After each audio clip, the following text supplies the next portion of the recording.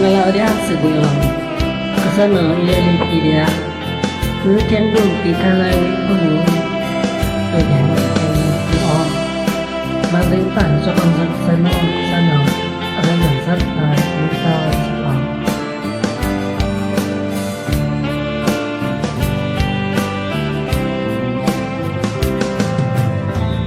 cho songa la tu pulang yo pumutan pumulang ko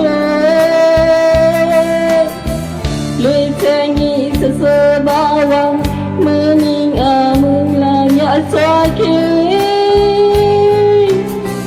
ayu karya tersurahkan ayu karya tersuai pang tuyunau pumuangku angkai kalian pemuninyo meti tom menang tulangku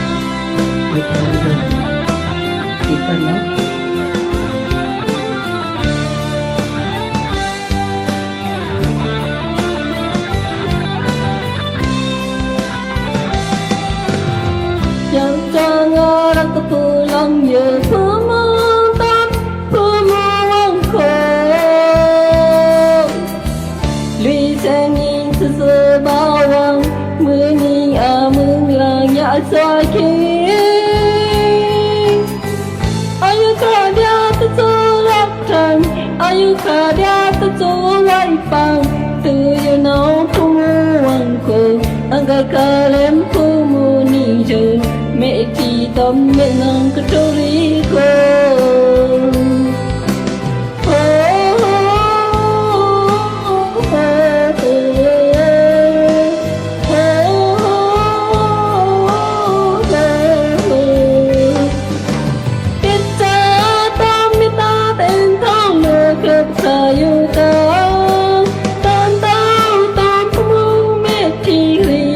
kaiban